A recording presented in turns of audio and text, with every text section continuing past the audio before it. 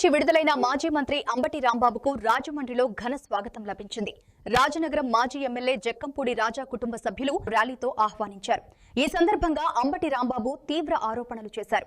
ఎప్పటి నుంచో నన్ను జైలుకు పంపించాలని నారా చంద్రబాబు నాయుడు, లోకేష్ ప్రయత్నిస్తున్నారని అంబటి రాంబాబు అన్నారు. ఎన్ని కేసులు పెట్టినా, ఎన్ని రోజులు జైలులో పెట్టినా ఒక్క అడుగు కూడా వెనక్కి వేయనని స్పష్టం చేశారు. ప్రజాస్వామ్యబద్ధంగా ఈ కూటమి ప్రభుత్వాన్ని కూల్చివేసే వరకు పోరాటం ఆగదన్నారు.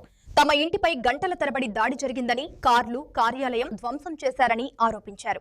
పోలీసుల సమక్షంలోనే దాడులు జరిగాయని విమర్శించారు. జైలులో పెట్టినా భయపడే వ్యక్తి తాను కాదని, జైలు జీవితాన్ని కూడా ధైర్యంగా ఎదుర్కొన్నానన్నారు.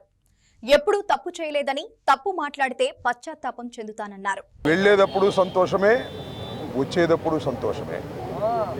ఎందుకంటే 18 రోజుల పాటు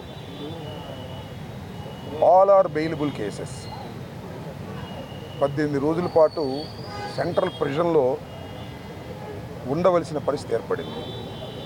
దీనికి కారణం ఈ ప్రభుత్వం, పోలీసులు కుమ్మక్కై చేసినటువంటి సంఘటనలు. నేను చాలా వివరంగా గుంటూరు వెళ్ళిన తర్వాత మళ్ళీ మాట్లాడతాను. నేను అందరికీ ఈ సందర్భంగా నా ధన్యవాదాలు తెలియజేస్తున్నాను.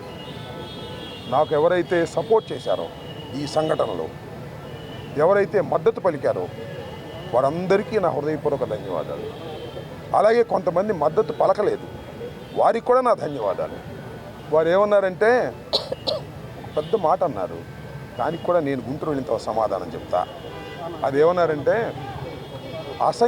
అసహ్యంగా మాట్లాడితే దాడులు చేయరా అని. అసహ్యంగా మాట్లాడితే దాడులు చేయదలుచుకుంటే ఎంతమంది మీద చేయాలి? అసహ్యంగా మాట్లాడే వాళ్ళ మీద అది ఒక అంశం. వాళ్ళకి కూడా నేను రేపు నా సమాధానాన్ని తప్పనిసరిగా చెప్తా. 18 రోజులు నన్ను జైల్లో పెడితే నేను భయపడతాననుకున్నారేమో. భయపడే ప్రశ్న ఈ అంబటి రాంబాబుకు ఉద్భవించదని మనవి చేస్తున్నాను. ఎందుకంటే ఈ చంద్రబాబు నాయుడు గారి ప్రభుత్వం వచ్చినప్పుడే జైల్లో ఉండటానికి సిద్ధపడ్డానని కూడా ఈ సందర్భంగా మనవి చేస్తున్నాను. నన్ను హింసించాలని, నన్ను జైల్లో పెట్టాలని చంద్రబాబు, లోకేష్ ఎప్పటి నుంచో ప్రయత్నం చేస్తున్నారు. ఎక్కడో దొరికాను, లోపల పెట్టారు. చూద్దాం, టైం విల్ కమ్ అగైన్. పరిస్థితులు మళ్ళా మారతాయి. ఈ పాపానికి వారు పరిష్కారం చేయక తప్పదని కూడా ఈ సందర్భంగా నేను మనవి చేస్తున్నాను. రాజమండ్రి సెంట్రల్ ప్రిజన్ నాకు పట్టుదలను పెంచే ఒక శిక్షణా కేంద్రం అని కూడా ఈ సందర్భంగా నేను మనవి చేస్తున్నాను.